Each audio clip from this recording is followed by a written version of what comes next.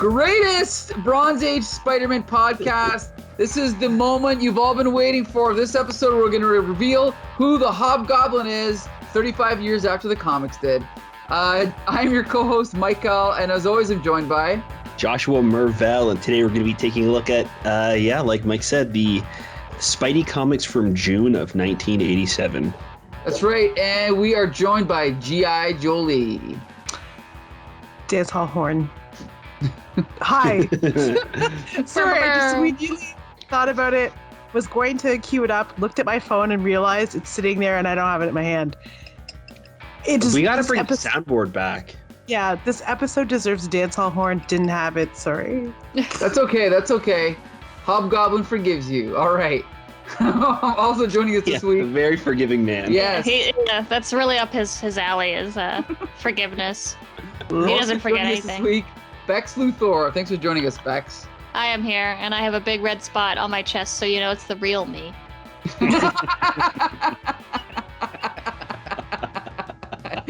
And also, we have a very special guest this week. One of our resident Hobgoblin experts, Andrew Barry Helmer. Thanks for joining us. Hello, thanks for having me. If anybody gets if anybody who hasn't read any of these things decides I'm going to listen to the podcast first and then read the 35-year-old issue of the comic, I definitely gave away who the Hobgoblin was last time I was on. Yeah. Because I was like, oh, did they reveal it yet? Is it? And you were like, no, not for like a month. And I was like, oh, okay. We're hoping that our listeners are reading along with us for the very first time and don't know anything about these comics, but you can only hope, right? But before we get to that, Andrew, tell everybody about the podcast that you do. Oh, yeah, thanks. I co-host a podcast called That Was a Show. We are a podcast about all your failed and forgotten 80s and 90s sitcoms. So basically anything like, you got your Full House, you got your Family Matters, you got your Boy Meets World. They don't count because everybody remembers those. They lasted for years. We handle the stuff that lasts maybe a year, maybe 2 or 3, but like stayed under the radar. And yeah, I've been hosting it for a couple of years now, and I love it. So whenever Andrew talks about a show, Josh, I always try to stump him with something like, for example, I've mentioned Joni Loves Chachi, which you said you've done, right? We've done that, yep. See, now, Josh, do you know what Joni Loves Chachi is? No. It's a spin-off of Happy Days, okay? Oh, okay. And, here's another fun fact about Happy Days. Isn't it true that Happy Days spun off, 5 shows that all spun off from each other, one to the Mork and Mindy. Mork and Mindy is Happy Days. There's definitely a couple of others. If I was on my A game, I would remember the other ones right now. They're part of that. There's what is it? What's that show? Saint Elsewhere. Saint Elsewhere, yes. Okay. That basically. That show, if you look it up, is the connection between a million different TV shows that makes them all canon in the same universe somehow. That's a whole world I haven't gotten into. We always talk about marathoning, Breaking Bad and Sopranos and all that. But I want to get into Saint Elsewhere and what else? LA Law, all these cool 80s shows, right? Oh yeah. I don't know. One day I will. One day. But anyway. Unfortunately, we can't talk about sitcoms. We are here to talk about the Hobgoblin and Spider-Man. Before we can get to the big issue revealing the Hobgoblin's true identity, true for a few years. Who could it be? Yeah, we're going to talk about possibly the worst Spider-Man comic I've ever read, and that's Web of Spider-Man number 27. Spoiler. Josh, I believe you're going to tell us what happened in this one, right? Yeah, I mean, sure. And you thought Marvel Team Up was bad. Okay, go ahead. Yeah, Josh. this one. Okay, so we start off this issue with a commercial for a car company that is kind of struggling because there are a lot of foreign cars coming to America that are kind of taking over the market. So it's half commercial, half propaganda piece where the owner of this company, Lee Camino, is talking about how you should be buying these cars. It's like family run, made by people in the community, blah, blah, blah, blah, blah. In this commercial, he shakes the hand of one of his friends, Anthony Delandre. Sure. And the commercial ends. Oh, by the way, it's called Sterling Automotive. So the commercial ends, and it's revealed that they're in a courtroom, and this is actually being played to the jury as evidence that Lee Camino and Anthony were friends and knew each other on a personal level. So it's kind of, I don't understand how this is like an alibi that immediately makes him innocent, but it apparently proves that he didn't murder Anthony Delandre, who is dead. So immediately the judge is like, all right, he's innocent. Bang, bang, bang. They come out of the courtroom. Peter is there with a couple of people from the Bugle. They're taking pictures, doing a story about obviously this huge case that's happening. As Camino walks to his limo outside, he's kind of being interviewed, and as he's being interviewed and answering questions, we're kind of getting like flashes as to what actually happened. We find out that Lee Camino was there on the scene when his friend was murdered. He was murdered by this like gigantic dude with a mohawk and an axe, and his head was cut off. The last panel we see of this is this dude that's in shadow holding up his friend's head. Now, as the window is rolling up, he's looking out of the window and he sees that guy in the crowd. Parker actually notices that something is weird and there's like a connection between the two, and they like look at each other. So he turns around and takes a couple of snapshots of him as this big dude crushes the camera in his fist. Peter, thinking this is kind of suspicious, throws a tracker on him, and that's kind of where that scene ends. Later on, we see Camino going back to his house. He's talking with his son, who is cleaning up his office and finds a contract that for the Sterling like company, like for this guy to own it. And in the contract, it says that if they go out of business, or if they get like if something ever happens to the company, they're gonna kill Sterling and then steal his son away.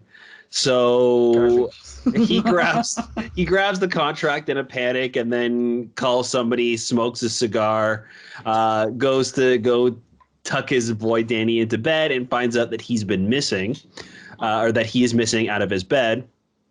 We see that the bodyguards that are surrounding the house are all dead. He gets into his car and drives away in his car.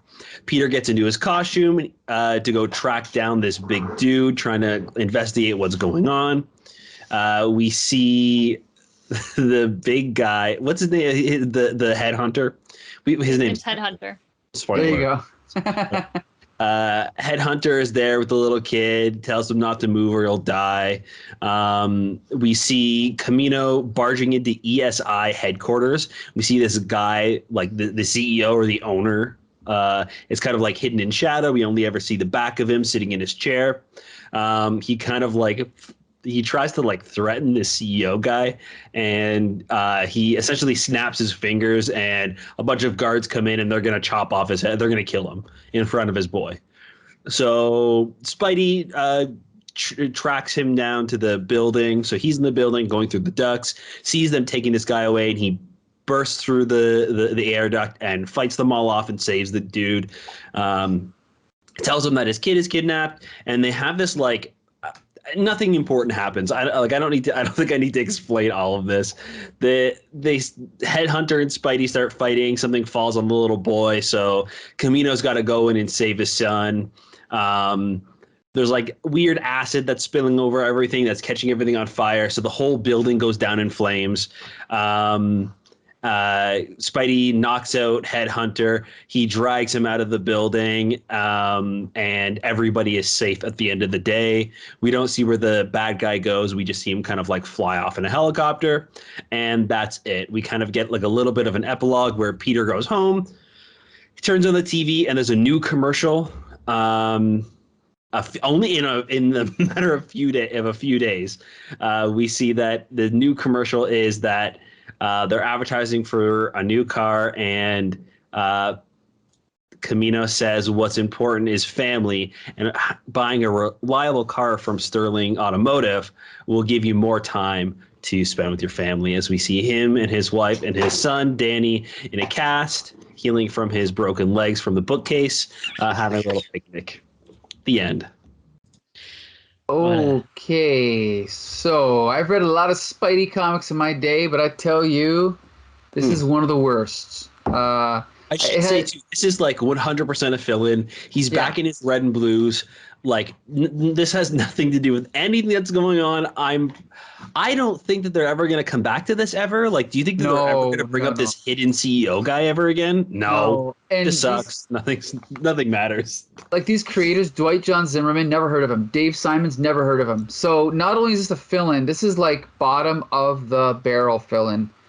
It has all the elements of a superhero story, but nothing fits together in any logical way. You know, if you're going to have like this sort of not organized crime, but like the threat, no one would write down a threat on a letter and leave it like in the living room like that. It's so idiotic, right? Or like it printed out on a piece of paper. But anyway, he's got his contract just laying around on the floor that says, "I'm going to kill your son if your company goes over." Right. But I'll save my part for later. Andrew, I want to know what you think of this thing. What was your impression of Web of Spider-Man 27? Worst Spider-Man comic ever or best Spider-Man comic ever? Like, how delightful was this? Like, I laughed so much and then remembered that I wasn't supposed to be. Right. Like, I'm sure there's a touch of satire in all of this, but like, it's so heavy-handed that you're just like, what's it doing in here anyway? Right. It's so, oh my God, like just. You know, if the guy's got a car company, his last name is Camino. Like, I loved so many random things about it, and obviously, ironically loved. But like, there's just like the great, like, yeah, like I love so much. Like, what that kid's never gonna be like, hey, Dad, remember how you wrote a contract where like they get to take me if like and like. I love this like billionaire like guy who like comes home and like his like kid is like, hey Dad, I'm just cleaning up for you, buddy. I thought you want to celebrate because you didn't go down for murder. Like, and also that the version of celebration is just like, I'll pack some shit up for you. Yeah, I love how understanding this kid is. Like, he's like, what's this? It says I'm in this contract. I'm going to be taken away by some bad guys. And he's like, don't worry about this. He's like, sure thing, Papa, no problem. I cleaned up, but sure. I cleaned up, but I also read through this contract. There are some interesting provisos in here. And then I guess Spider-Man was also in this comic. Right, because he totally profiles Headhunter. He's like, that guy looks like an 80s punk. He's up to no good. I'm gonna get him. It just feels like it was written by like a 19-year-old. You know, no offense to 19-year-olds, but I'm looking at this guy now, Dwight John Zimmerman. He's only written and boring. Award-winning. What's that? Okay. Is that what his wiki page says? Best-selling, award-winning military author, historical military author. Oh. Yeah. Well, shows what we know. Only other comic that he's ever written that I've ever heard of is that one called The Vietnam War, which is an independent. I think it's an independent book. Yeah. And only because I had to shelve it, not because I had any kind of interest in it. It was released in 2009. So, I mean, he's got like, he's a writer. He's just not a comic book writer. Okay. Mm. Well, I It looks mean, like he writes historical nonfiction. Yeah. So that's a genre that I have no interest in, but like very different from comic books, I would say. well, and different from Spider-Man superhero comic. Like, I can see how he could be a good writer, but I just don't see any evidence of it here. You know? I feel like maybe like a in a story kind of like Gang War, it would be interesting if he's got like experience writing like street level thug things, like a war. Like, it makes sense, but this is it just what's happening? I know. What does this have to do with like any of his like experiences as a writer or as a person? Obviously, in the military, yeah, it's a little rough. It's rough, but I will say I think I kind of enjoyed it, but because of how bad it was, not because it was a good issue. Like, it was laughable, and I enjoyed how ridiculous it was reading through it. Hilarious. It's Well, that's- hilarious. Yeah, like, I enjoy any bad Spider-Man fill-in on some level. You know, I just think that of all the ones we've read, this one could be the worst. Which is why I think it's the best one. Yeah. You know what I mean? Like, I'd rather read a really terrible comic that I find funny than just like the most bland, dry, nothing comic. Right. There was nothing all that problematic in it. That was nice Yeah. and refreshing. Yeah. Oh yeah, what did we make you read last time? Probably something offensive. Oh, yeah. That's it. We've read a lot of problematic ones. Yes. There's a lot of like character building. I want to like go to bat for Dwight, but there's like a lot of character building with this Camino guy. One, he's swearing in Italian a lot. So Yeah. clearly he's Italian. And the scene where he goes to rescue his son and the building is on fire and his son is mysteriously crushed by there's that explosion, that sound explosion, and it pushes, it's so harsh that it pushes a gigantic cabinet full of bonds, which would solve his problem, his financial issues. So his son is now underneath this cabinet. And then there's fire raging all around them. And he's contemplating whether or not he should take all these bonds and cash them or save his son's life. He can't do both. So in the next panel, you see him grab one of the drawers and make for the door. But instead of what you think he's going to do, which is exactly what I thought he would do, because this comic was so shitty up until this point. I was like, of course he would do that because he's wretched. No, he uses it to, he throws it at the door and the door explodes. Yeah. Everything is booby trapped. And then he goes back to save his son and get out. Like, he used the bonds to get out of the room. Oh, so growth, right? Is it like a good way to show growth? I don't know. Probably not. It probably would sound better being read as prose, but not so much as a comic. It's pretty. Yeah, they really try to make you feel for this character, but nothing about him makes him sympathetic at all. He signed a contract that says this dude can kill his son. Why do I feel bad that any of this is happening to him? Yeah. Like, clearly it wasn't that hidden in the contract because the kid picked it up off the coffee table and was like, what's this about? Even before too, like when they're in the office, the guy, like the guy behind the chair is like, hey, we made it really clear in the contract. We make sure everybody reads every single word before they sign it. You knew what you were getting yourself into. It's like there's no excusing what happened. This is not an Apple agreement. I love the idea of the bad guy who, like, I can't remember what ESI stands for, but I just love that he's just like, yeah, you know, we make you into billionaires by killing whoever you want and all that fun stuff. And you're like, how did this company get so big without anybody going after them until this point? And then they're basically toppled by Camino. Like, Spider-Man's there, but like,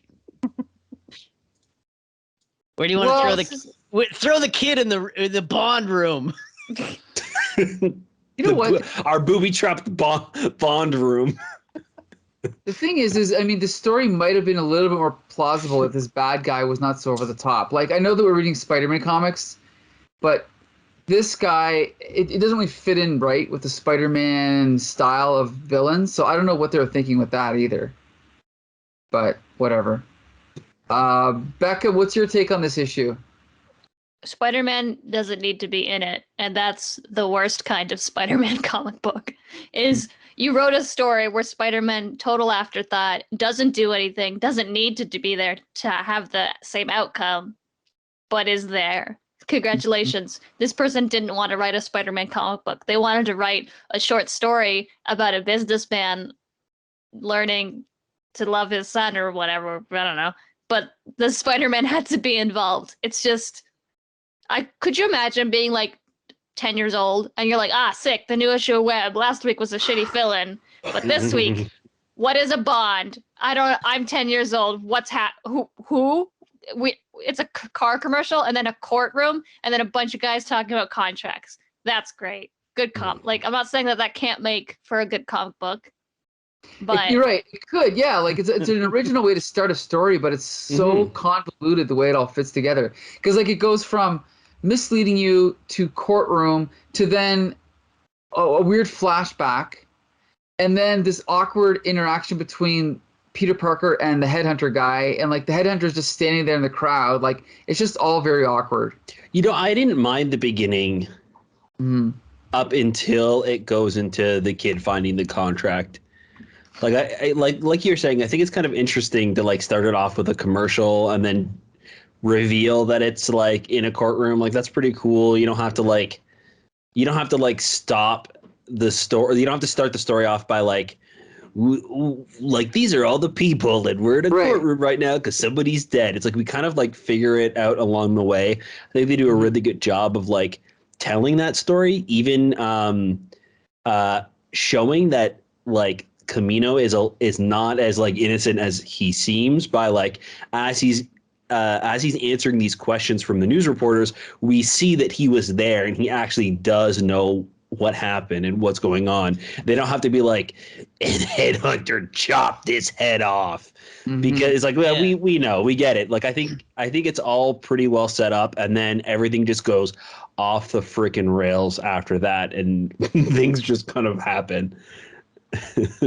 That's a good point. It's a really economic setup. Like, they really get a lot done in that first page, and like really catch you up on like something that really has no bearing on a Spider-Man comic, but it does in the one that you're currently reading. Yeah. And, you also get, like, Your Honor, would I have made a commercial with this man if I intended to kill him? I was like, maybe. I don't know. That's what we're here to figure out. Innocent. He's right. Nobody records themselves with the person that they kill, ever. It's never happened before, and it'll never happen again. I think, for me, it was just boring. And, like, it was funny, but not intentionally at all. So, like, again, it's just not my cup of tea. I'm not really into what a bunch of rich white dudes do with their time and money. And apparently it's just fuck with each other, which I'm sure is what happens. Like, oh, we're going to kill his kid. Put him, like, a headhunter is just a guy that they hire who loves traps, I guess. I don't he loves them. Yeah. But just in this one room. And, like, they make a note of saying that, like, the other guys are like, "Oh, that's Headhunter's room. We're not supposed to go in there." It's like, this is his trap. Is he Jigsaw? Like, this is his trap room. It's also where the bond. It's also where the bonds are. Yes. So there's bonds and Headhunter's traps. So we've got all of the important bonds in one filing cabinet, labeled, and they're all organized. And then we have Headhunter's big speaker trap, which Spider-Man is stupid and is like, that's weird. We have his acid trap. Many traps. We have his turn on the light switch, but it's actually a bomb trap. Classic. Yeah. And where are we? We're just in a building. Like, who is this guy? What's going on? It was a lot to deal with. And then also Peter's just written poorly. So it's like extra makes me like, oh, why is Spider-Man here at all? He doesn't need to be here at all. No. Perfect. I realize like this is probably really superficial, but like Headhunter's head is like this Oh, big, you're right. and then the features of his face are like this big. Like, does that not bother anyone else? When you, Why do you think he hates heads so much? Yeah, there you go. yeah, When those making fun of mine, I'll chop theirs off. I thought it was like a Teenage Mutant Ninja Turtles crossover with either Bebop or Rocksteady, whichever It's an one. amalgamation of Bebop Yeah. and Rocksteady as a human. Is this man? Yeah, I got some TMNT vibes from him. Well, Yeah. I've also never heard of this artist, but anyway, so he's probably just not very good, right?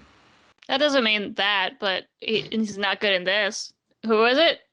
Dave Simons. I mean, I'm just saying, like, considering I was reading every single comic published at this time, and I've never even heard of him, I have looked him up, and he did do some comics that I've come across, but he obviously didn't stand out, right? So, Yeah, I didn't hate the art in this one. Like, I thought there was some great storytelling with the art. Like I again, like the storytelling of like telling that Camino knows about the killing was really great. Having those panels set up like that. Later on, when Headhunter is like drawing the chalk line, I thought that was like, it's ridiculous that he's trapped in a bonds and trap room, but like drawing the chalk outline for the kid and be like, listen, if you step outside of this box, you're gonna die. Like, that's kind of a cool thing, and the way it's drawn is great, and like in the darkness, as you like, and there's just like a spotlight on the kid so he can't see anything. Like, there's some good stuff in it, but it's not like, I don't think anything stands out as a single panel. I think it's just good storytelling throughout. right. Good point. Good point. Yeah. Okay, I think we've spent enough time on this comic. I don't think any of us recommend it. I just certainly don't recommend it. Andrew, what about you? Do you recommend this comic? No, I mean, it's Peter Parker versus Reaganomics, but besides that, like, it's no, not really. I mean, sure, if you want to laugh a couple of times. There you go. Yeah, I feel like the only way I would recommend this one is if you're reading it with a bunch of friends and it's like a goofy comic that you're all like making fun of. Right. G.I. Jolie, you recommend it? I recommend it in those weird conversations you have with people where you're like, remember that game you used to play called Beaver Wagon that was sort of like Punch Wagon? And then you just refer them, and they go, what's a beaver wagon? And then you show them the last panel of this book, and that's it. Beaver car. Okay, yeah. Because when you said Punch Beaver, I was like, what game are you playing, Joe? That's not sound fun. Punch Yeah. Buggy. It's the same as Beaver Wagon. Isn't it? Like, I played Beaver Car.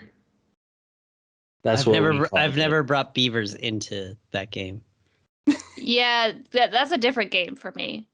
Oh, Beaver okay. Car is like, you see like the wood paneling and it's a beaver car or a beaver wagon. Yeah. I guess like I don't It's go the wood outside, so I paneling. don't see cars. Yeah. Also, to anyone who wants to complain about having a sniffle, not wanting to like go outside or be with friends if they like just feel it, they have a headache, look at this child.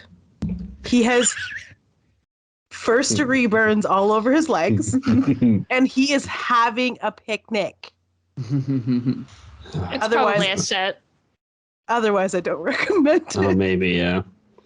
This kid is one of the worst written children in a comic book as well. I would just like to say that. Yeah, I agree. Just If like he said Papa one more time, I was gonna pop him. Papa, what's this contract? Papa, I'm a pawn in a contract. Shut up, Beck- Danny. Becca, do you recommend it? Trap No. Oh my Bond God. room is on fire.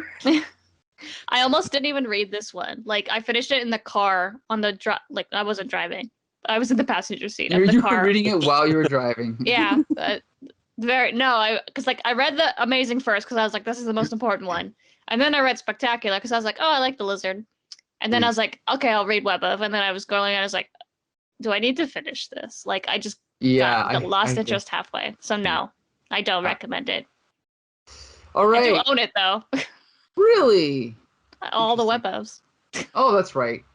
Okay, so here's the thing, guys. Usually we would jump to Amazing, but I kind of think we got to save the best for last. Gonna say fair. that too. I feel like Yeah. we break the mold and Yes. read Peter Parker first. So who's going to summarize Peter Parker for us? Bex It's Luthor? me. All right, Bex Luthor, tell us what happens in Peter Parker number 19? No, 129. 27. Yeah. 27. What am I doing? 27. Okay. Yep. 119. No. 129. No. 127. And it's another fill-in. So Fill in. I love that it's like one's fill-in, one is one of the most like important events that's going to happen in Spider-Man this year, and then another fill-in. So Right, I wonder if right. that's why. I wonder if they like Maybe. really focused on finishing Amazing and they just put all of their work into this and they're like, you know what, we'll just make the other two fill-ins. Who cares? Let's like That this is an could be. important issue. Or maybe It we could- don't like. I don't want to distract, like from like the Maybe. yeah. yeah, it's like you don't need to buy the other. If we will buy any Spidey issue this month, it's amazing. It's amazing. The other two are just fill-ins. Don't worry about them. Mhm. Even we don't care. But all right, let's start. We start off with Spidey in the rain. He has a webbing cloak, which is really cool. Mhm. Yeah, it's a Um, cool opening. Yeah, he's outside in the rain, being poured on. Is like, oh, why am I even out here? Which good question. See, he hears a man scream, and this man is running. He hears him scream, and he's never heard such a horror-stricken scream. So he finds this guy, and he's got claw marks in him. The guy's barely alive. He's bleeding, and he says something about a lizard, and Peter's like, oh crap. So he drops the guy off at the hospital, goes home, calls Dr. Kirk Connors, is like, hey man, you doing okay? Any lizarding going on? And Kurt's like, nope, we're all good. Just me being a man over here. No lizards here. And then hangs up. Peter goes, well, did all I could do. Sounds probably fine. And then you see Kirk Connors, he's like, I can't ask Spider-Man for help ever again. It's like, oh, okay, so well, he's the lizard. And then we've got a couple goons come out of a store after just like threatening a man, and the lizard shows up and attacks them, and you see very clearly that it is the lizard. And it's got to be Kirk Connors at this point because no other giant lizard man wears a lab coat, so we know it's him. And Peter is just sitting back watching TV, and he sees that there is even more appearances of the lizard going on in the city, and the newscasters making fun of it for some reason, even though at this point people have to know that the lizard is real. Like, they live in New York. Spider-Man's real. Yep, exactly. But the newscasters like, check out these idiots thinking there's a giant lizard attacking them. It's like, yeah, there's aliens all over. You live in the Marvel universe, but okay. So Yeah. Peter, just like enraged, is like, damn it, he is the lizard again. Calls him again. Nothing happened. No one picks up. So he decides maybe now I should get up and go. So he leaves, and he finds he goes back to Kurt's lab, and he sees that he is still working on some sort of lizard related things, even though he wasn't supposed to. And we find like there's some sort of like note saying you have to bring something or we'll kill your wife and son. So Peter's like, oh, crazy. And this is all happening after Secret Wars. So, in continuity wise, even though this is a fill-in, Curt Connors was cured of being the Lizard. Then when the Beyonder brought him to Battleworld, he was turned into the Lizard. And then when he came back, he wasn't the Lizard anymore, but it seems to have messed up with him lizarding. Right. So Peter's thinking, and then all of a sudden the Lizard does show up. And there's like a slight tussle where Peter jumps out of the way, and the Lizard's like, wait, I don't want to fight. And Peter's like, whoa, he's like talking to me and not just hissing at me. That's cool. So then he turns back into Curt Connors, seemingly at will, and Peter is kind of like taken aback by this. So he makes some coffee, and they have a little chit chat in the kitchen, where he tells him what's been going on, and that these people, like what's going on with him being the Lizard, being able to turn back and forth into the Lizard, and how these people are extorting him for his Lizard formula. So they're enjoying some lovely coffee, and then he turns back into the Lizard and he runs out, and he's like, no, you can't help me. I have to do this on my own. And Peter's like, why? Everyone always says that. It's so stupid. So he chases after him. Loses sight of him for a minute, and then the Lizard pops out of a sewer grate, attacks some goons to figure out where they've taken his family. Peter chases him into the sewer because he knows that if he loses him, he's gone. Like this is the Lizard's territory, is the sewers. So we come across a villain's lair. His name is the Owl, or just Owl. The Owl. Yep. Yeah. Full name Leland Owlsley. Just want to point that out. Classic. Because absolutely, of course. He gets cooler later. Not in this comic, but eventually. So we come across this lair with this man who is apparently obsessed with owls and birds of prey. And I thought it was really funny that there's a big panel shot where it's him in a big throne, and he's surrounded by stuffed birds of prey. He's like stuffed, deadly, bloodlust-filled birds, and one goose. And a goose. There's a goose in there. Very important to point out that there is a goose. So it turns out this is the Owl, and he has kidnapped Curt Connors' family to extort the formula for some reason. So Peter and the Lizard, the Lizard first breaks through, and there's like another little tussle going on. Sorry, I skipped some of this. And then it turns out that they have to team up to defeat the Owl. So they do so. Peter grabs... Yeah, sure. We should have just done that at the beginning. So Peter grabs the wife and son, and then the Owl shoots some like cold, like a freeze ray at the Lizard, and he starts to like go into hibernation because he's a lizard. And then Peter's like, no, Doc, you have to fight it. Come back to your humanity so that you're not cold anymore. I guess his like warm-blooded and cold-bloodedness just switches on and off, kind of Hulk style. So that's fun. And then eventually the Lizard does come to, and Peter and him go up to the Owl, and the Lizard's gonna kill him, but it turns out that he wanted the formula because his legs don't work, I guess. So just ask, I mean, at that point. But everyone comes back together. Doc Connors fights the urge to murder this man who kidnapped his family and retain his humanity. His son is like, thanks, Dad. You're my favorite superhero, even better than Spider-Man. And Spider-Man's literally right there. He's like, that's fine. Okay.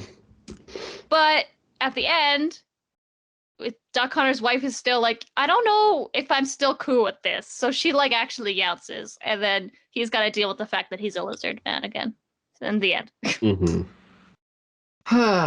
know, I didn't hate this one. Neither. Yeah. I thought it was okay. Josh, what were you gonna say? I mean, yeah, it's not too bad. I think it's a little dry in some parts, but I think the parts that work well. It's interesting to see the Owl back after his because the Owl was like a pretty big player in the comics when we first started the podcast. There was kind of like another gang war going on between the Owl and Doc Ock. They each had their own like gang, and they were kind of like fighting each other and constantly fighting over like super evil bad guy weapons and stuff like that. So I think the last time we see him, Doc Ock like beats him.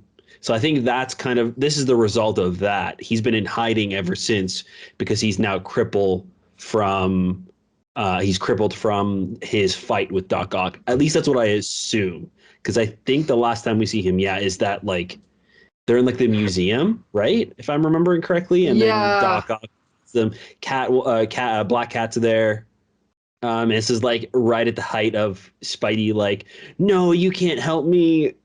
You don't have any superpowers.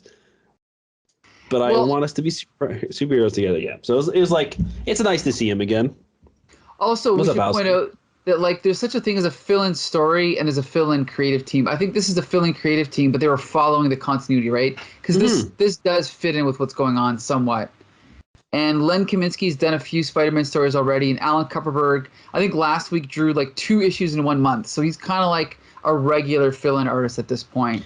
And what happened last month? I don't think it left off on a cliffhanger, right? That was like the Wrecker crew. Oh no, that story wrapped up. Yeah. Yeah. That was Alan Kupperberg. Yeah. It doesn't feel like this one really is a fill-in, to be honest. Because maybe it does turn out to be, but it feels like the Owl story is going to be coming back. We know that the Lizard, like, stuff's going on with him, and he's like, Kurt Connors and Lizard, like a more of a Dr. Jekyll and Mr. Hyde type of thing, rather than him injecting himself with the serum to be the Lizard now. So he's kind of like transforming back and forth. So it feels like maybe this won't be a fill-in and will continue on as as Spectacular happens. But I didn't get fill-in vibes from this at all. Yeah, well, when I say fill-in, though, I mean, these guys are not signed as the regular writer and artists. So that's what I mean. It's a fill-in team, but they're doing a story that's part of the continuity. I think that's what it is. Because, like, this does fit in with the continuity, and it'll all, like, I'm sure this will be referenced the next time we see the Lizard, whereas we'll never hear of Headhunter again. Right. But Andrew, what was your take on this issue? Yeah, it was fine. It was a good like not fill-in, standalone, I guess I would say. Standalone. It's very self-contained. Obviously, it has some references to the ongoing stuff. And Connor and Lizard, this would sort of be status quo for them for a while, where he could kind of change based on his emotions, not unlike the Hulk in both attitude and outfit. But it was fine. It's a very typical, like, hits all the beats of a Lizard story. Like, like, oh, I think the Lizard's back. I'll check in with Kurt. No, it's not him. Oh, it is him. Oh, we're going to fight. Oh, don't kill him, Doc. I won't. And That's such a funny observation that they both have the purple shorts. When they get angry, they both turn into big green monster. Yes. Yeah. The worst part of the story was the fact that we know it's the Lizard on page 1, but the hero is like, I think it's the Lizard. No, you know what? It's not the Lizard. Actually, it is the Lizard. That's just, they should have at least figured out a way to throw us off the trail, right? But we know it's the Lizard, right? Or just make Peter smart enough to be like, this has got to be the Lizard. He calls Kurt. He denies it. He's like, sounds a little weird. I'm going to have to keep an eye on him. Like, done. They could have just done that, where it's like, I'm going to keep an eye on him because this seems a little weird that a giant lizard is walking around New York and it's not this dude. I really liked when he showed up at Connor's place and he was just like, oh, there's lizards here. He promised he wouldn't have those. Like, he was violating his parole. Like, you're not supposed to have any lizards. Yeah. Sir. I also love the backstory reptiles going on in the panels. How it's like every time it's a backstory, like a flashback, we got these like reptiles bordering all of the panels. It's great. It's ridiculous. I gotta say, we've seen Alan Kupperberg before. I actually think he's a good artist. It's just that the inking, I think he partly inks it. The inking looks rushed and a little bit sloppy, but he actually is a good artist. I don't know if you remember, Josh. He did that one issue with, remember Howard the Duck? Oh, the first, like one of the first Yeah. Marvel team ups we ever did, right? Yes, that was him. That might have been the first Marvel team up we did, I I think. think so, yeah. And he's actually a good artist. And I was first exposed to him in Transformers number 5 and 6, written by Bob Interesting. Budiansky. So Okay. I've always been a fan of his art. I think he's pretty good. Yeah. But G.I. Jolie, what's your take on this issue? What the hell happened? Also, does anyone feel like the owl just kind of came out of nowhere? Yeah. In a way. I mean, he's definitely been gone for a while, if that's what you mean. Like, we haven't seen him. No, like there was like almost no reason to introduce him other than to be like it could have been like anybody. True. Yeah. Maybe it was. Maybe they were literally like, "Hey, we're gonna bring the owl back. Could you toss him in?" Yeah. You know, like to Yeah. set something up down the line. Fit him in there. Yeah. Oh my God. Like, do you know what? I read this one last. I read this one recently. Weirdly, I enjoyed the Camino story more. But in talking about it, I enjoyed the Camino story less. I really like the owl's costume. He looks like Dracula if Dracula owned a plantation and was like it's just, but also like he's quote a cripple. Ugh. Yeah. I don't understand his character at all. But I want to know more. I'm definitely curious. I've always loved the owl. I don't know why. He's just one of those characters I really enjoy. Yeah, Now- he looks like a total musical theater nerd. He has a lot of great Daredevil stuff. It's Like, the he's- camp. Yeah. It's Yeah. good. Yeah, he kind of looks like Wolverine meets Phantom of the Opera, for sure. Now, are you guys aware that the owl was in the Daredevil TV show? Yes. Oh, okay. He worked for Kingpin, right? Right. Yeah. He was just a regular guy, gla- though. He had glasses. Yeah, it He was one of those. He was sort of like Owl Eyes from Great Gatsby. He was the guy near the end. He had money, something to do with money, right? I don't remember exactly what Probably. happened with him. I'm trying to find. I think he was maybe I'm just mixing up old white men, but That's like fair. I feel like maybe he was the warden from Shawshank Redemption. Oh, you know what? No, I think you're right. Wasn't he the same guy? Bob Gunton, I think is the actor's name. Oh. No, I think you're totally 100% right. Yeah, It his was name's a Bob- Gunton. Yeah, there you go. It was a Gunton type if it wasn't, yeah. Yeah. Yeah, they definitely pansied out on his character design. We're in a show where everybody else is pretty spot on. That's upsetting. That they didn't just give him big dumb owl hair. But okay. Right. Rude. But anyway, Bex Luthor, what was your take on this issue? I really like this one. I really like the Lizard. One of my favorite Spider-Man bad guys. Probably I love him too. Yep. up there with Mysterio for me. I just love the idea of he's just a big lizard. Like that's so funny to me. Mhm. When in Amazing Spider-Man 2, when he had the lab coat on for 2 seconds, that was probably the best 2 seconds of that movie. And then, or no, the first Amazing Spider-Man, sorry. And then he takes the lab coat off, and I'm like, "What are you doing?" Mm-hmm. So ruined it. He needs a coat. How are you supposed to know that he's not just a big lizard? That he's the lizard if he's Right. not wearing pants? Good point. Good point. I really like when they're like sitting and drinking coffee, and Spider-Man's got his mask half up drinking coffee, and then he just turns back into the lizard, but keeps talking to him. Yes. There are a couple times where he morphs and everyone's like cool with it. Yeah. Well, Peter's seen weirder shit this week, right? Yeah. I also really liked when Peter calls him and he says, "Hey, it's Spider-Man." Yeah. Like Hey, it's you just know, one it's of- your boy. yeah, it's like one of those great things where you're like, that would be a weird call to get. Yeah. Yeah. You know, And he says Spider's- and he's calling to check up on your lizarding. Yeah. Like, Yeah. and you're like, nah, no, I'm good. No lizarding here, sir. Well, I also gotta say, I one of my favorite things about Peter Parker or Spider-Man is when he's investigating a crime and he needs advice from a scientist, and he'll always go to the lizard, or he'll go to Doc Connors. I think that's so cool, and I love the fact that he has his mask halfway up and he's just drinking coffee. Like, I don't know if they've ever done that in the movies, but they really need to. It's just so cool, right? They do it all the time when he's eating hot dogs and stuff Right. on like tops of buildings. Right. Yeah. Like Batman would never do this, right? But this No. is something only Spider-Man does. Well, and I you think can it's see so- Batman's mouth though. That's true. I guess there's no reason to. But he wouldn't drink coffee or eat a hot dog with one of his friends, right? I No, don't think he would do because- that when he's not Batman. Yeah.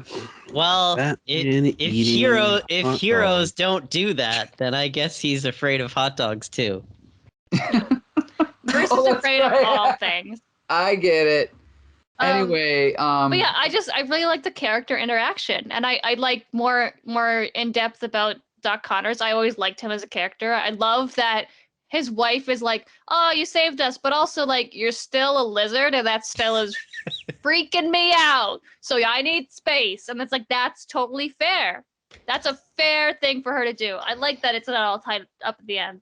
Like I she just- does. Sorry, go Yeah, ahead. she doesn't give him a lot of points for just being like, well, you didn't murder him, I guess. It's just, and she says, "I love you," but she's still like, I'm gonna take my son, and we're gonna go to a not lizard related place and just stay there. Because, like, you know what? My husband turns into a big lizard that killed people at one point. Maybe need some time to deal with that. Although I wouldn't. She's weak. Your husband's the lizard. Like, that's prime monster fucking territory here. There's 10 million girls on Tumblr who will take your place. But yeah, no, this one was great. I really, really enjoyed it. I think the art is stunning in some points, especially the rain. The Spidey cloak, the web It's great. cloak, Yeah. brilliant. Yeah, I love that. Yeah, the rain too. Really great motif. hmm Also, what Josh was saying, the flashbacks are reptiles. There's frogs in there, so immediately it's the best comic I've ever read. Right, Yeah. right. You know, Understandably so. I remember I had He's this so as a, cute. what's that? The Oh, frog. In the last flashback panel, His when he says somehow this walleyes. time different. Yeah, there's a big frog, and he's my new best friend. and also I remember I had this as a kid. I remember thinking, why are the lizard's arms so long in that last panel? Because I didn't understand what foreshortening was when I was a kid. You know, the Oh. very last page, but Mm. it is a little bit exaggerated. But I like the effect. You know, it's kind of like a Steve Ditko type thing to do. So. Yeah, the art, like the inks are a little bit thick, a little bit sloppy, but overall, I think the art is really creative in this issue. I like it. Yeah. So overall, I would say, I mean, what do you want to call this? A fill-in, a done-in-one, a standalone, whatever it is. This is a fairly good issue of Peter Parker. So I would recommend it. If you're reading Spider-Man, you could read this issue. Josh, what do you think? Yeah, this was a fun one. A little dry at points. It's not like like completely exciting all the time, but yeah, it's a fun story. Great art. I love the bumpy lizard. Yes, I'd good recommend. point. G.I. Jolie? Yeah, it's fun. It's fun, and you get a lizard and an owl, and a Spider-Man. So, and it's like another one with like family values at the core of it. So just a little bit better, I guess. Spider-Man's placement in the book makes sense. Yes. Yes, he had a reason to be there. That's always so yeah. that's always good. Yeah. You might be bored reading it if you've read other exciting things, but this is as exciting as she gets for Spectacular. So, all right, Bex Luthor, what do you think? Yeah, absolutely. I enjoyed it a lot. My favorite things are when characters have those little moments of just drinking coffee in Kurt Connor's kitchen. Oh, like me that too. that's my favorite kind of stuff. Like I could take it or leave it at the big fight at the end, but like even the big fight where the lizard doesn't eat anybody.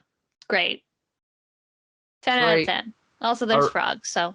All right, Andrew, what do you think? You recommend it? Yeah, I dug it. It's a good, solid lizard story. Nothing really to complain about there. You get some owl, and yeah, I dug it. Awesome. Okay, guess what, guys? Now it's time for the main event. Woo! After what, 119 episodes, we are finally going to find out who the Hobgoblin really is. Now, for those that don't know, the story was published in 1987, so, I mean, I guess we're free to spoil it, right? Should we just reveal it as we go through the comic? Yeah, sure. First, let me ask, Andrew, did you know, I mean, you obviously knew who the Hobgoblin was before you read this issue, right? Yeah. So, in this issue, on the cover, it says, "Not a trick, this is the issue you've been waiting for." Now, the reason they say not a trick is because we have been tricked many times, have we not, Josh? Yeah. It's been a while. Like, let's see, Lefty Donovan was the Hobgoblin. Then, what's his name? Flash Thompson was the Hobgoblin. Yeah. We've been led to believe that possibly Lance Bannon is the Hobgoblin, right? And on top of that, they've also, like, tricked us into saying, this is it. We are revealing the Hobgoblin. And then it's like, just kidding. Like, right, by the end of the issue, it's like, yeah, maybe next time. I think the last episode I was on, I think they were briefly suggesting the rose was the Hobgoblin. Yes, that's definitely true. Cool. That was like a red herring. Yep. When we know that can't be true now because they were dating and then they had a brutal breakup. Right. It's especially funny too because there was a mystery going on that whole time of who the rose was. So that wouldn't even really be much of a reveal, which is hilarious. Like the Hobgoblin really the rose. It's like, okay, well, who's the rose? It's like I still don't know. We'll get there. Yes. So, okay, I'm going to pretend that I didn't mention his real name for the rest of the episode until we actually get to it, okay? So let's keep this a surprise. So this is a really weird issue. It opens up with our favorite guy, the Foreigner, and he's playing, he's just chatting with someone that we find out is James Macendale. Now, does everybody remember who James Macendale is? Barely. Yeah. He's Jack-o'-lantern. Jack-o'-lantern, right. The guy with the pumpkin on his head that's on fire. And they're sitting there. They're sitting there, and the jack-o'-lantern. And they're sitting here, and basically, Jack-o'-lantern implies that he wants someone dead. No, I just want him dead. So then Foreigner picks up the phone. He's like, "I like someone terminated immediately," and it's as simple as that. And then the phone rings, and they're like, "Okay, the job's done." And then Foreigner's like, "Okay, that's gonna cost you $1 million." And then Jack-o'-lantern's like, "What, are you nuts?" He's like, "Don't worry, I've already taken it out of your account." Because, the Foreigner, he's always one step ahead of everybody else, right? So anyway, so then we cut over to, and this is kind of clever because this scene to the reader seems to be, only here because it's the funeral of Ned Leeds. But we'll find out later that it has another significance. So the body of Ned Leeds is being loaded off of this plane that Peter Parker also, I guess, just came out of. They have a little argument with, what's his name? J. Jonah Jameson is arguing about, well, Peter Parker, you're supposed to be our best photographer. Where's Lance Bannon? Blah, blah, blah. Which I think, by the way, is another little red herring to the reader. Because at this point, we don't know who Hobgoblin is. So maybe the reader's thinking, oh, maybe that's who the Hobgoblin is. It's Lance Bannon. Peter Parker flashes back to the Wolverine story. We get a little flashback to that. And then cutting back to the present, what's his name? J. Jonah Jameson is like, he's really upset because Ned Leeds is one of his reporters. And he's like, this time I can't place the blame on Spider-Man. After all, Spider-Man wasn't within 1,000 miles of Ned Leeds. For once, his hands are clean. And we cut to Peter Parker's face, and he's all in anguish because he was there with Ned Leeds in Europe when he got killed, right? So then we cut over to a scene with Kingpin and the Foreigner. And Kingpin's upset because does he know that? Yes, because Hobgoblin's been killed. Right. Yeah. But Foreigner didn't consult with the Kingpin, right? Because Kingpin's the Kingpin of crime in New York. And Foreigner's like, yeah, whatever. So then he takes off. And And then we cut over to, I guess the funeral's still going on. This is a really long funeral. Oh, yeah, Well, and by the funeral, that wasn't a funeral at the beginning. They were just right. loading his body off of That's the true. plane after being transported from Berlin. True. Now, this is the funeral. Yep. And while and then basically we're kind of seeing that Betty Brant Leeds is kind of going crazy. Like, she's still talking about her husband as if he's alive, right? And is not quite all there anymore. And meanwhile, Peter Parker starts walking around, and he's kind of like trying to process everything that's happened. We cut over to Flash Thompson. Flash Thompson's been on the run for like a year. I don't know, 20 at least 15 in or the something. comics. Yeah. Right.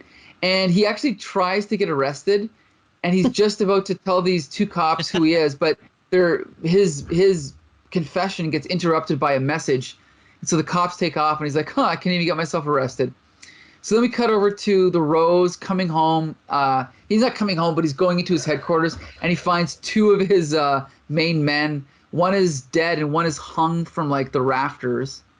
And then, sure enough, the Hobgoblin's there. So then, as the reader, you're like, what's going on here? How can the Hobgoblin be there if the Hobgoblin's dead, right? And he's also drawn kind of differently. This is not really the Hobgoblin that we're used to seeing. His cape is much larger and tattered, right? What were we going to say, Josh? Nothing. Go. Oh, okay. And so basically, then and of course, in typical supervillain dialogue, Hobgoblin points out that he's made modifications to, his weapons and all that stuff. And then he's just about to take off, and then he blows a hole in the wall and then scares the Rose, takes off. Meanwhile, the Kingpin has called Spider-Man to come in. Spider-Man comes in, and this is one of the worst scenes in the book, in my opinion, where Kingpin gives Peter Parker, or Spider-Man, a document showing who the Hobgoblin's real identity is. And instead of Kingpin just sitting there and waiting for him to read it, he goes out, accuses this guy of bugging his office, kills him, and then we find out that Spider-Man has gotten to the end of the document. It's kind of just a pointless scene.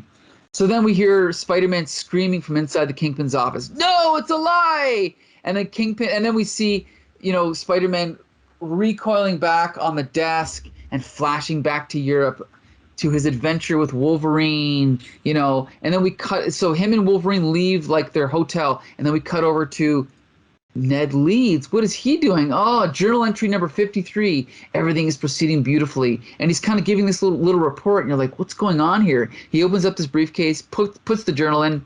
Then we see him changing out of his suit. So he takes off his shirt. Then we see a bunch of men dressed up in garish red and yellow costumes. They're coming in with guns. They're sneaking into his hotel, and he's dropping all these hints in his dialogue about every time Betty would wake up screaming with another nightmare about Spider-Man. Every time she would think about her brother, whose death Spider-Man was responsible for. So they're giving him a reason to have a personal vendetta against Spider-Man, right? And then in the middle of his thoughts, all of a sudden he's interrupted. 4 guys burst through the doors. Ned Leeds, the foreigner, says hello and goodbye. We cut to the next page, one of the greatest splash pages in Marvel Comics history. Ned Leeds is the Hobgoblin. He's in the Hobgoblin costume, but it's the Ned Leeds face, and it's a great freaking shot. I love it. I first saw it in Marvel Universe, and oh my God, it tantalized my imagination as a kid. I thought, I have to read this comic. 10 years later, I finally did, and let me just say it was crap. But we're talking about it right now, and we're not done reviewing it, so we'll get to the end soon. So then Ned Leeds has a really disappointing fight against these guys where he shoots them with his finger blaster. He throws a pumpkin bomb to get caught. He shoots them with a finger blaster. It's like completely ineffective. They shoot him once, and then he's like, "Oh, my arm! You broke my arm!" I thought he had superhuman strength. These guys put him in an arm lock, or like a chicken wing, whatever you want to call this, push him to the ground, and then what does he do? He whines, "Spider-Man, help!" And then that's it. They put a, what's it called, like a cord around his neck and just choke him to death, and that's it. 4 years, guys, that's the end of the Hobgoblin. Hobgoblin is dead, killed by a nameless red shirt, if you can believe it. So anyway, huge disappointment. We cut back to the present. Kingpin is talking to Spider-Man, and he's like, yeah, whatever. So he's insulting Jason McIndale for hiring the foreigner to kill Ned Leeds, blah, blah, blah. And then Spider-Man's like, well, whatever, I got to go think about this. So he takes off. Sure enough, the new Hobgoblin's there. And, he starts talking tough with Hobgoblin or with Kingpin. And Kingpin has all of his goons with guns pointed to Hobgoblin. He's like, well, I'll come back another time. And then he just flies away and like detonates a couple like pumpkin bombs or whatever they are. So he takes off. Spider-Man is trying to process what happened. He swings by Flash Thompson, doesn't see him. But then he goes to, where does he go? I don't even know where he goes. He's going to where he thinks the Foreigner's office is. Oh, right. But the Foreigner's not there. It's just some guy named Taylor. And since the Foreigner has disguised himself before, Spider-Man's like, oh, maybe you're the Foreigner. But he's not. And so then, sure enough, up behind him, it's the new Hobgoblin. Wow, what a way to make a climatic death of the Hobgoblin. Have a new one replace him before you even know the old one's dead. Anyway, so then now he's fighting the new Hobgoblin back and forth, back and forth. It's not a very good fight. It's okay. Basically, Spider-Man or Hobgoblin like throws a few bombs, takes off, and then as he's flying away, oh no, they keep fighting. Sorry, I thought it was done. But no, they keep fighting up on the roof, fighting back and forth, and then Hobgoblin's taking off, and he's like, I thought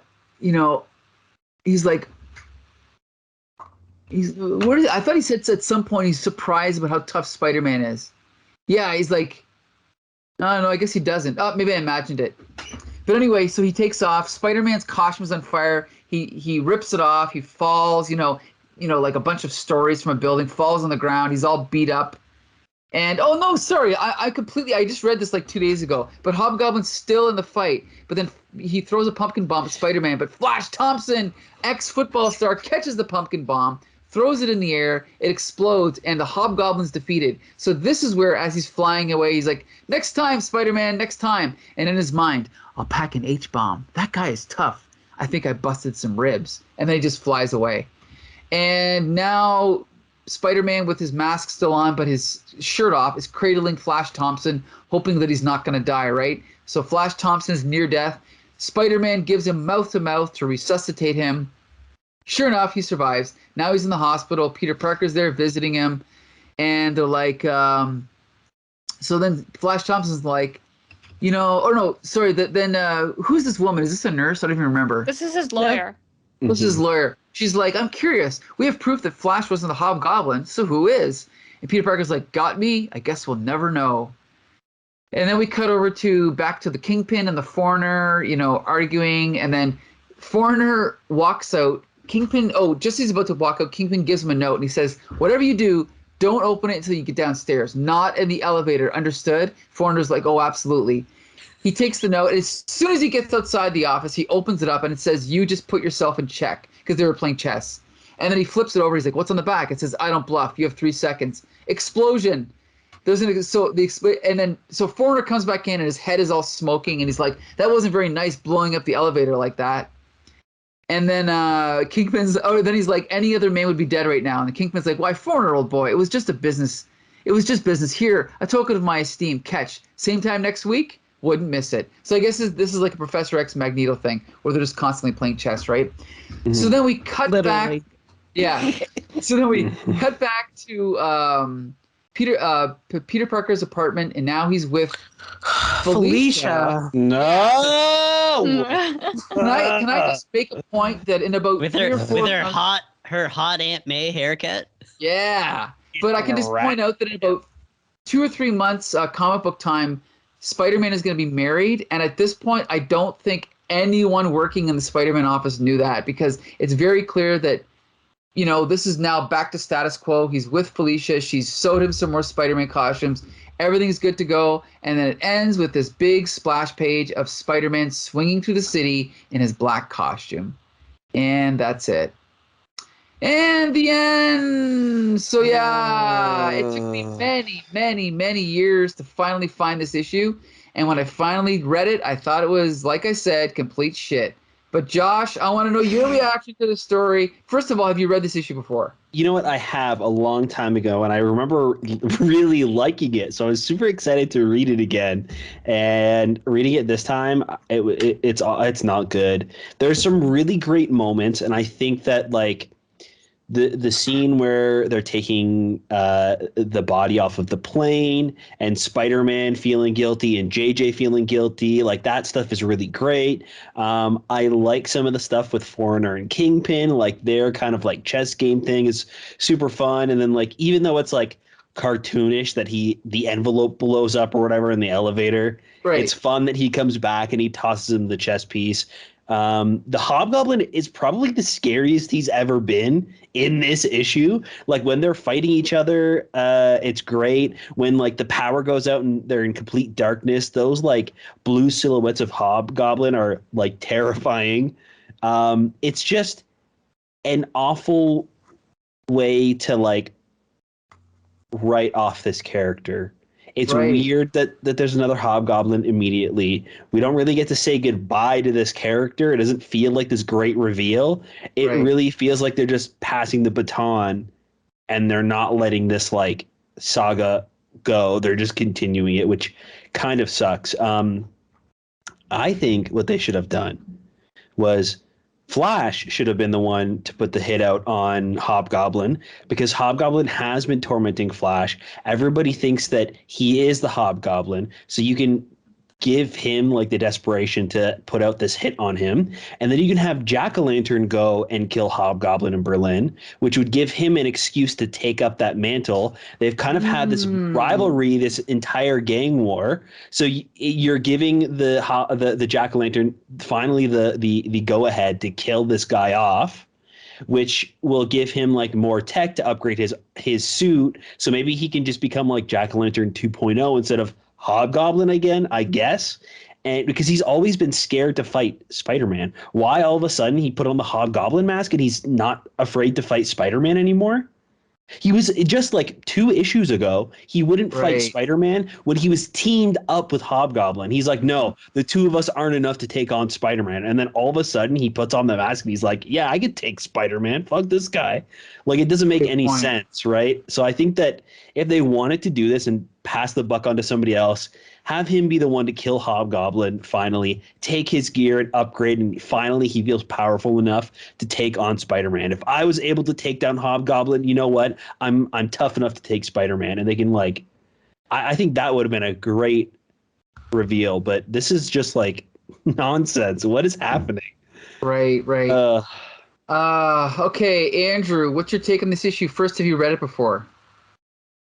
Ooh, I think I have. I think a long time ago. I don't remember when. It was it would have been in a collection at some point that I read. Okay. But I didn't really remember any of it. Yeah, I agree. Like Hobgoblin was like, he looks amazing in this issue. All the like shadows and all the like cool, like scary stuff they do with him is awesome. But yeah, like it's such a like toss off that you almost are like, it almost feels like it's written in a vacuum because so little of it really leads up to leads.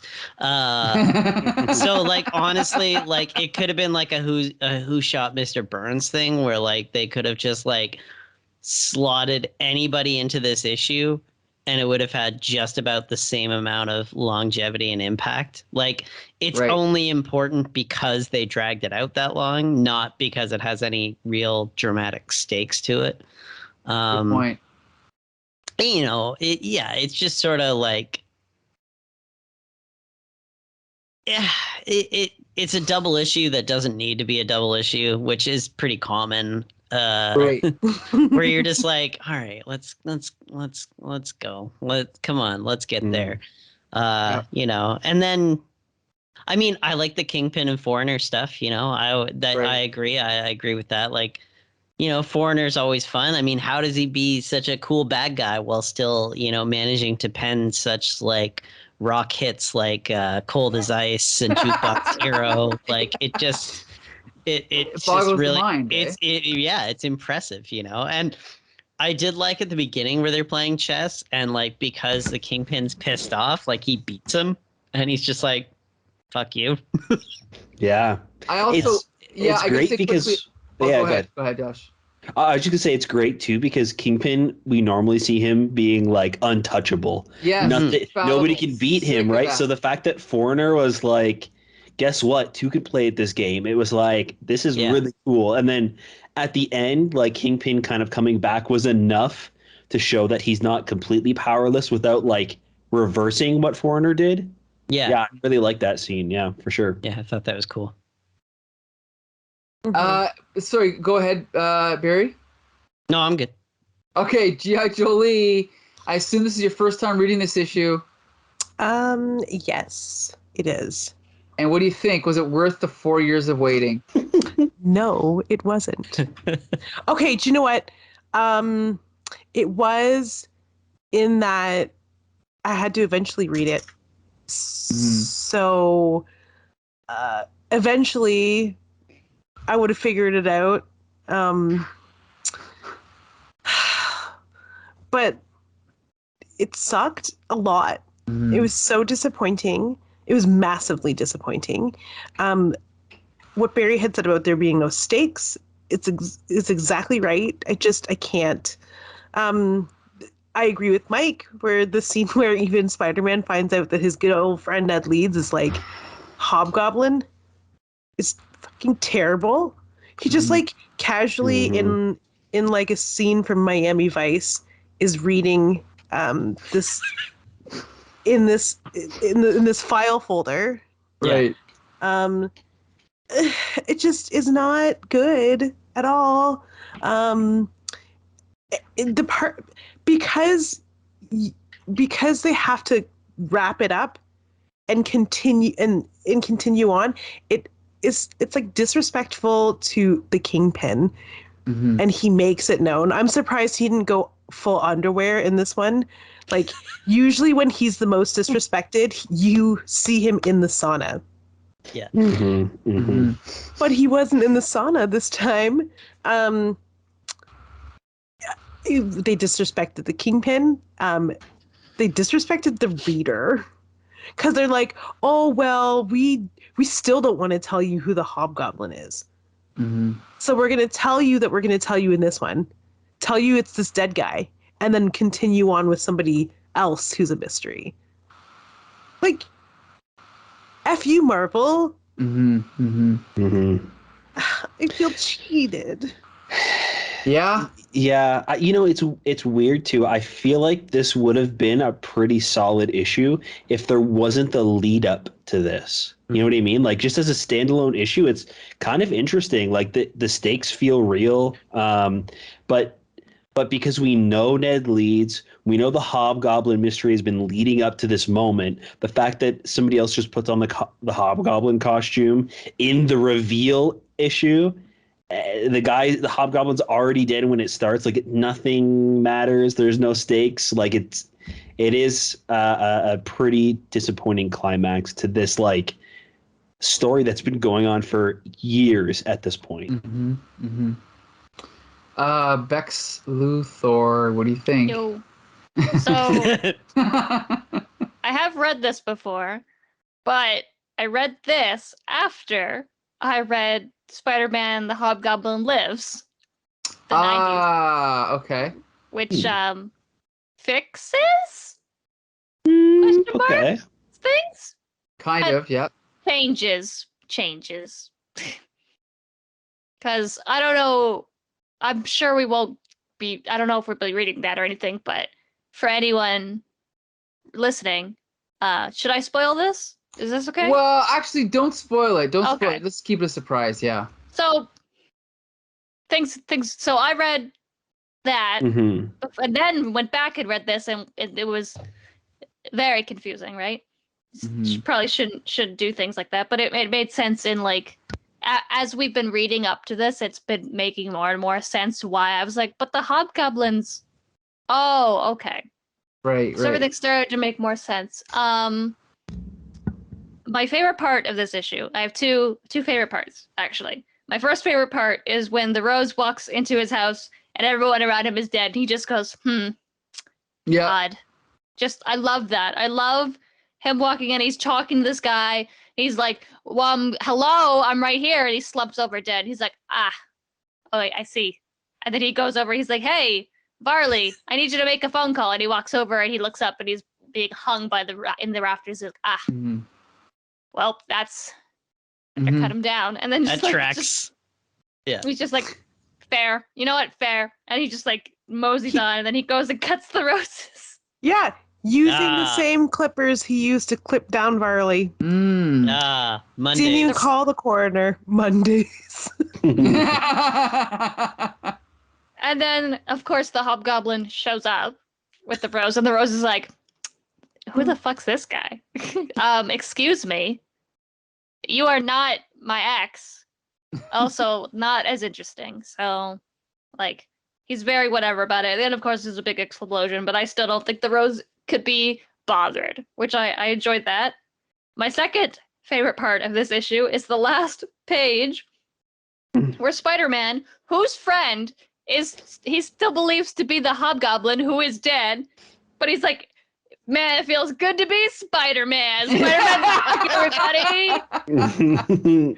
He's been like moping and whining for years about being Spider-Man, and then he's like, he's constantly last like 6 months he's been talking about giving up Spider-Man once he clears Flash's name, and now he's just, we're Spider-Man again, baby. Here I am. Like, dude, all that stuff still happened. Like, now that it's not your fault, it's okay. There's still a hobgoblin flying around right now. You know that, right, Peter? Yeah, Ned's No, he still doesn't care. dead. He just did it with his superhero girlfriend. What about that? What about Great that to be scene? Spider-Man. What about that scene where he's over at Betty's? And Betty's like really grieving hard, and Peter's like, "Oh man, I gotta get out of here." And he's like, "Maybe a woman can handle this. Better And call he's Mary Jane Better call my other ex-girlfriend." to deal with this ex-girlfriend. Yeah. I will say though, Betty is written very well. I really enjoy Betty Leeds in this comic. Her husband was murdered, and she's also recently cheated on him and is dealing with all of this. And I think her breakdown is very real in that moment where she realizes she's like been cheating on him, left him, now he's dead. Like, that's it. There's no coming back from that. And like her telling Peter, be like, oh, don't worry, my mom's coming. She'll take care of me. And Peter's like, oh, okay, cool, and leaves. And then he's like, wait a second, Betty's mom is also dead. It's like, yeah, she lied to you. She's going through it. Like, to me, that was just very realistic grieving. She made a dance pun. Yeah. But, but She's not good. I don't think she's lying though. I think she just is really Out of it. Yeah, I read it as like she's kind of out of it, I guess. Yeah, she's and like, then like, oh, go ahead. The moment where she like asks when they're at the airport, and she's like, "Can I just see him?" Like, that's such a real like grief moment. Like, Yeah, they're at the no, funeral. no, it had no place in this. Like, you were like, this is too good for what the rest of this is. They're like at the funeral. She's like, I just need to make sure that he's dead, because like sometimes people are buried alive. It's like, he's been dead for weeks, Betty. Like, he on this plane. Like, it was actually like kind of heart-wrenching almost. And it was weird in this issue. I was like, oh, real emotion. Oh, feelings. Because as someone who's dealt with grief a lot, it's like nobody, like, a realistic depiction of grief is hard to do, because it's so, some people are fine, some people act weird, some people pretend it doesn't happen, right? But for it really hit home for me. And then of course Peter's like, better call Mary Jane, I can't deal with this shit. What's going on? I'm only good at punching hobgoblins and not feelings. Which, to his credit though, he is Betty's ex-boyfriend. So like, he's like, you know what, maybe somebody else should be comforting her, because Peter's clearly not good at it. No, not at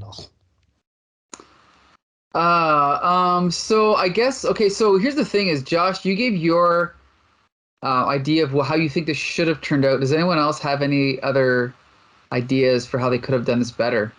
You could have killed Ned Leeds without red spandex, man. I don't understand why. Yeah, that's a good point. Yeah. Like, they're on the cover. Who the hell are these guys? Yeah. I feel like you should never have a reveal as a guy just reads something in a folder. Good point. Good point. After we already know, too, right? Yeah, and you know that's a good point. Is that Spider-Man didn't do any detective work to find out, right? There was no dramatic reveal. It was just, oh, Kingpin already knew, and by the way, here's the piece of paper that tells you. And Foreigner knew, like. Right. It's just like every way they could have done this wrong, they did it wrong. And Kingpin was like, well, if an asshole like Foreigner can figure it out, surely me, the Kingpin, can too. And then it all happens off screen. Right. Good point. Good point. He makes a call and is just like, hey, do you know who the Hobgoblin is? Yeah. Yeah, he calls his son Richard Fisk. He's like, what was your ex-boyfriend's name? And he goes, oh, it was Ned. Oh, okay, cool. Why do you need to know that? I thought you weren't interested in my relationships, Dad. And he just hangs up on him. Yeah, definitely. And then he's like, that was weird. Because obviously Kingpin knows who the Rose is. Yeah. And their relationship was not secret. I think having Flash be the one to put the head out on Hobgoblin would also make more of an impact when he comes back at the end to help Spidey defeat Hobgoblin again. Like he's got to face that fear, right? Him showing up is feels right, but I feel like at this point we haven't seen Flash do anything. So it's weird for him to just all of a sudden be like, you know what, Spider-Man, I'm going to help you kill him. It's like, what? So it's so weird. And yeah. They could have also done, go ahead. I just love like 21-year-old Flash Thompson with his old man gray beard. Yeah. Also, have you guys ever seen Strangers on a Train? Yeah. Because they could have done that where Flash Thompson could have implied that he wanted Hobgoblin dead, and then Jason McIntyre goes and does it, and then Flash Thompson's like, no, I didn't mean that, right? That would have been a cool twist too, because I don't think Flash Thompson would ever actually pay to someone to have someone killed, but maybe if he implied it out of rage or something like that, that would have been a great twist, you know? But I feel like, they could have done something like that. I mean, Flash Thompson has been on the run for a year now. So, and like you can kind of like, I think that normally Flash would not be somebody to do that, but you could also write it where after so long, it's like there's only so much he can do. He's like fed up, right? So I don't know. They could have done something. Yeah, again, him being killed off screen. I also understand too, at the time there's like conflicts going on between the writers and there's no communication. So this is like, I feel like it's a pretty good story that is like brought down by the fact that there was no plan between the entire writing group, right? Like and that's definitely a problem that's consistent, not just with the Hobgoblin story, but the fact that these 3 monthly comics that we get don't connect. Characters are written differently between the 3. Like they don't need to all connect and be this like gigantic story, but it at least needs to be somewhat coherent. We need to like believe that these characters are the same throughout each issue, and there's no communication between them. Nothing ever really makes sense between them, like personality wise. Even like one issue, Peter's like a complete asshole. The other one, he's like the sweet boy that's taking care of his Aunt May. Like there's no consistency, and it feels like it all comes to a head here in this moment where they kind of just did whatever they wanted with Ned Leeds. They killed him off, and they've kind of written themselves in a corner where they have to come up with some sort of story to like reverse it, or like, well, we've got to figure out the reveal now. So yeah, it's definitely brought down by the fact that there was no unity in the team, because I think that if Ned Leeds hadn't been dead at the start of this issue, I think it would have been great. You know what I mean? Like if they weren't backed into this corner. Sure. I think this would be one of the more memorable issues we've read on the podcast for sure. Well, and also, I had something, I forgot about it though. But anyway, I forgot. Did anyone else want to jump in? Because I completely missed my point. I forgot it. Darn it. I don't remember. Was it about the writing duo? No, it was about, I don't remember now. Okay. It's okay. It'll come back to me. As far as the art in this issue, it is by two different artists, Alan Kupperberg again, and Tom Morgan. I think the art was inconsistent, but kind of average. Although, like I said, the splash page, the reveal, I think that's a great shot of those guys coming in. Yeah, there's some great storytelling moments again in the panels. Like, I know it's kind of like a shitty moment that's not really like story-wise told well, but after Ned Leeds blacks out, we have one panel that's just completely black. The next panel is completely black, but we see like Spider-Man's eye open up. Good so point. it's kind of it's a really great transition to like the current events and what's going on right now, and like leading up to the reveal for Spider-Man as to what happened, right? We kind of like see that this is something that's weighing on Peter. So that's really great. There's some great moments in the rain with Ned looking in the puddle and things like that. When Hobgoblin and Spidey are fighting in the dark and it's just the blue silhouettes, it's fantastic. Yep. So yeah, there's some great stuff art-wise in this. But well, okay, and by the way, that reminds me of what I was, because the fight scene reminded me. It is kind of too bad that the Hobgoblin Ned Leeds mystery lasted 4 years, but then the Hobgoblin 2, we already know who he is going in.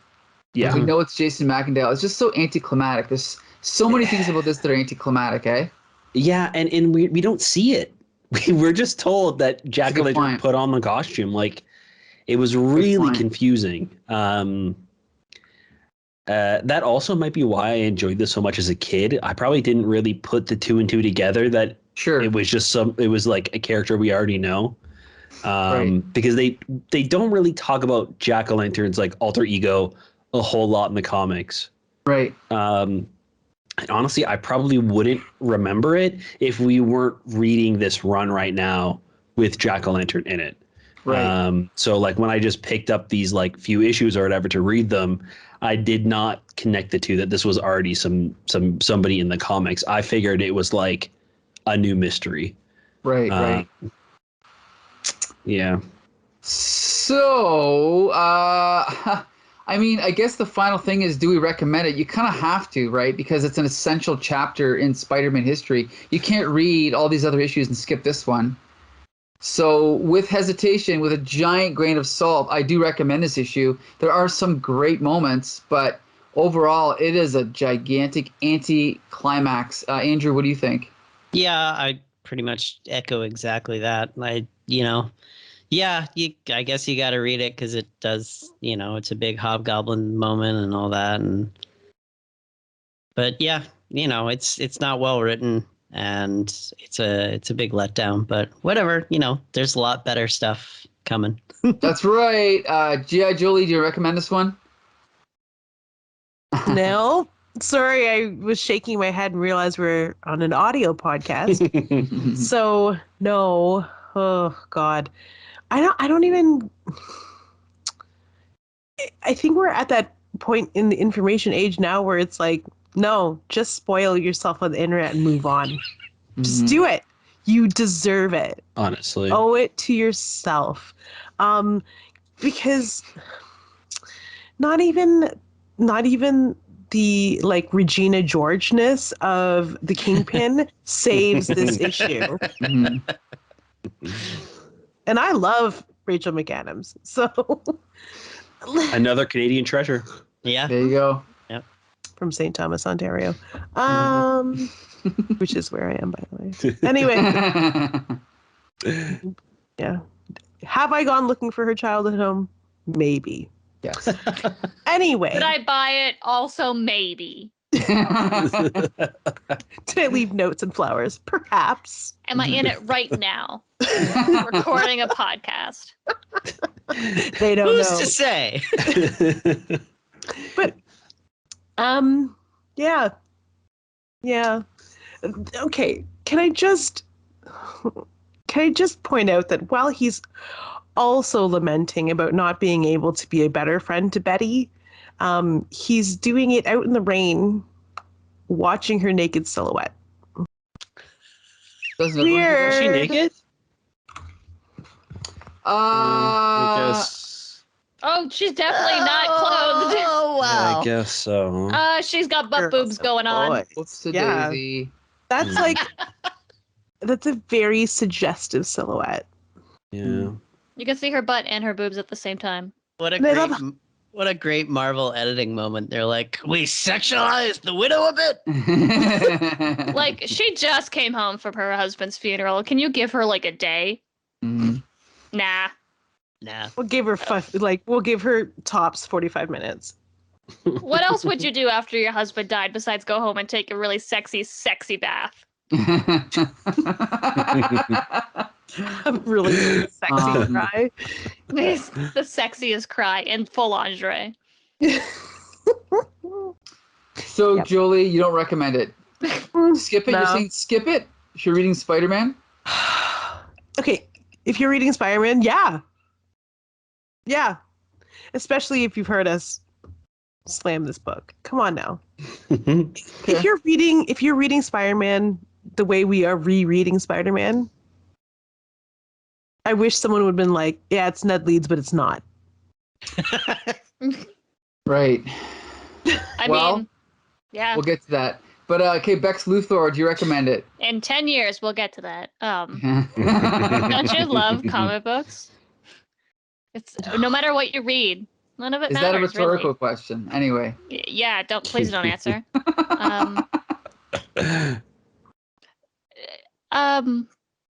Yeah, I recommend it. I don't know why my voice just cracked. I just hit puberty. Congratulations to me. I am now a 14-year-old boy, and the dream is real. There are some good things in here. Like the Betty stuff is good. The Kingpin Foreigner stuff is good. The Rose just walking in and everyone he knows is dead is good. Everything with Peter and the Hobgoblin is not good. And that's unfortunate because this is the episode where Peter finds out who the Hobgoblin is. So, Yeah. but at least Peter needs to be here. Mm-hmm. So, Good you know. point. Peter So- fit into Spectacular more than he fit into this story. Yeah, That's you're fair. right. You're right. He didn't Mhm. actually do. He didn't do Mhm. much. He didn't have any agency in this story.